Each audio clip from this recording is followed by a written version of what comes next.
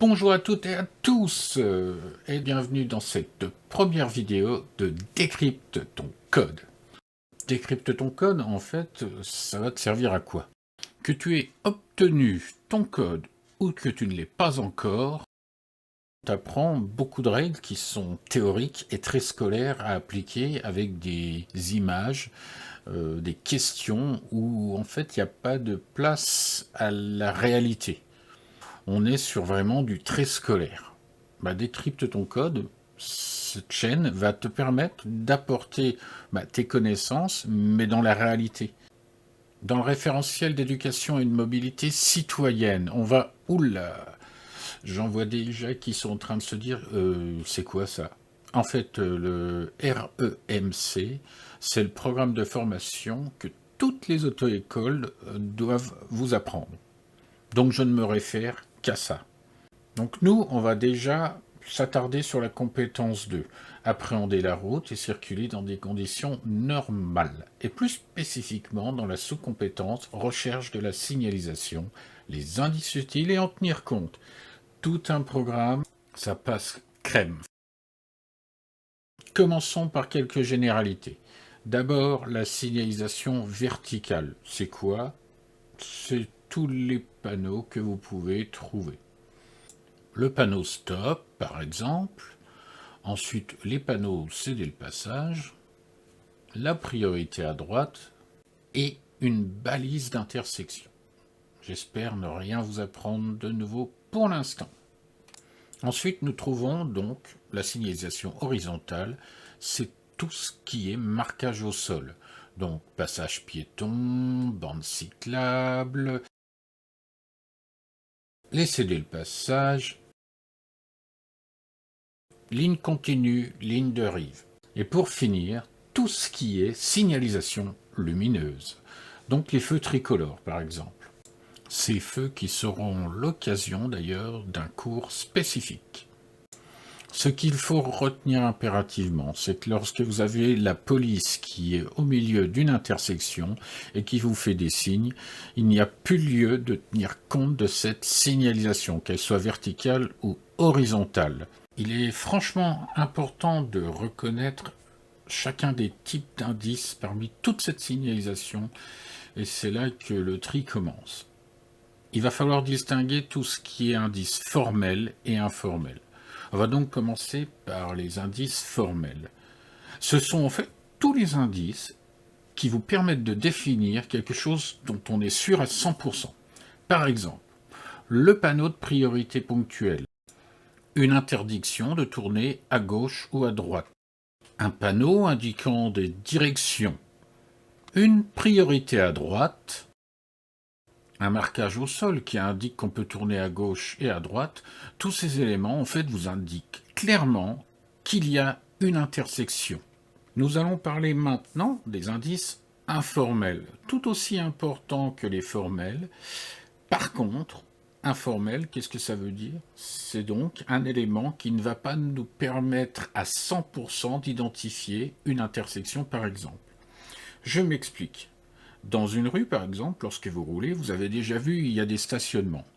Eh bien, la continuité en fait des véhicules en stationnement, à un moment donné, peut s'interrompre et reprendre.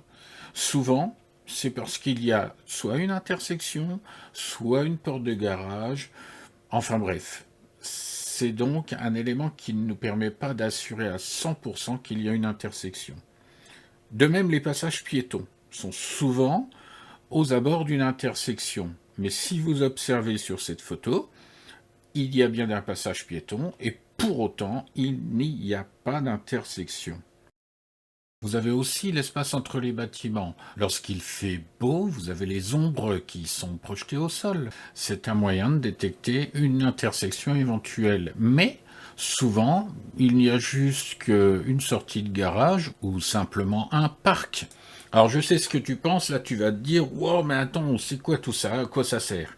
Dans la vie de tous les jours, lorsque tu vas conduire, en fait, ça va te servir à détecter toutes les intersections et leur régime de priorité. Alors on ne parle pas du régime sans graisse, sans viande, sans sucre, c'est pas du tout ça. Un régime de priorité, en fait, c'est ce qui va te permettre de savoir ce que tu as à faire dans cette intersection. Cela va donc te permettre d'éviter d'avoir un accident malencontreux. Nous allons maintenant passer à la partie pratique et je vais vous commenter des vidéos que j'ai tournées personnellement. Donc dans cette rue, par exemple, on peut s'apercevoir qu'il y a un passage piéton et à gauche, une intersection grâce à la ligne de stop. On voit d'ailleurs un piéton qui est juste tout près du passage piéton. Une voiture qui stationne mal, un écart de trajectoire obligatoirement à faire. Ici, on voit le stop, la ligne de stop. En face, ils ont un stop, une ligne de stop, donc on sait la règle de priorité à cette intersection. Dans cette rue, on voit une voiture à gauche qui s'arrête, donc elle a certainement un stop à vérifier. Et à droite, on voit la ligne de stop. On voit donc un passage piéton.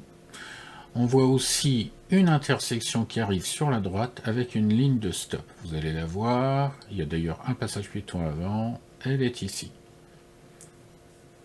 Puis, nous allons reprendre notre route. Et au bout, nous voyons un stop et une trottinette qui coupe carrément cette ligne. C'est insupportable. On va maintenant passer à un exercice qui va vous permettre de voir en live ce que vous devez faire quand vous êtes au volant désormais. Donc je suis à un feu, il y a une intersection à gauche, à droite, j'avance. Je vois sur la droite un panneau de priorité à droite, donc je sais qu'il va y avoir une règle de priorité à droite. Bon, je vais tourner à gauche, je vais contrôler à droite, en face je vois qu'ils ont un stop, il n'y a personne, donc j'ai bien adapté mon allure. Je peux reprendre donc la route. Au loin, je vois un piéton qui s'approche de sa portière. Est-ce qu'il aura éventuellement fermé sa portière? On verra bien. Mais il y a un passage piéton. Et le soleil me montre qu'il y a des espacements. Sur la gauche, je vois un espace entre les bâtiments. Il y a bien une intersection. Je viens de la droite, donc je suis prioritaire. Sur la droite, je vois une ligne de stop. On est limité à 30. Donc je peux continuer à rouler. Je vois des panneaux de direction. Et je vois qu'il n'y a pas de marquage au sol. Il n'y a rien qui me laisse deviner à cet instant que ce n'est pas une priorité à droite. Donc je considère que c'en est une. Mais il y avait une bonne visibilité. Du soleil entre deux bâtiments, je vais tourner à droite, j'adapte bien mon allure, je vois pas grand chose. Et un gamin qui traverse au milieu de la route, donc j'ai eu raison de m'adapter. Je vois un stop, donc je vais avoir une intersection et je vais tourner à droite. Je m'arrête donc bien à la ligne de stop et j'arrondis un peu le trottoir. Je vais ensuite tourner à gauche et je vois que d'ailleurs dans la rue, ils ont un stop. Je ne mords pas la ligne de stop en tournant. Je vois un stop qui me fait face au sol limité 30 km/h. Passage piéton. À droite, à gauche, un stop. En face, un stop. Je vois qu'il y a des véhicules en stationnement et donc qui peuvent masquer un piéton éventuel. Au bout, si je vais tout droit, il y a un parc, donc il y a une intersection. Je vais tourner à gauche et je vois qu'à droite comme à gauche, il n'y a aucun marquage. J'adapte mon allure, c'est une priorité à droite, je contrôle bien et je m'engage. Vous l'aurez constaté sur des vidéos relativement courtes, il y a énormément de choses à voir et à comprendre. Donc cet objectif d'aujourd'hui va vous permettre de vous améliorer par rapport à cette détection. Au fur et à mesure des objectifs que vous allez donc avoir avec votre auto-école, il va de soi que la recherche de ces indices va être de plus en plus compliquée. Aujourd'hui, on aura vu uniquement les bases de façon à ce que vous vous familiarisiez avec cette recherche d'indices. Cela va vous paraître vraiment compliqué au départ, et vous verrez que vous allez automatiser cette recherche et beaucoup mieux l'appréhender dans les cours futurs. C'en est fini pour aujourd'hui. Si vous avez aimé cette vidéo, n'hésitez pas à liker, vous abonner et activer la cloche de notification pour recevoir les nouvelles vidéos. Bonne journée et à bientôt les décrypteurs.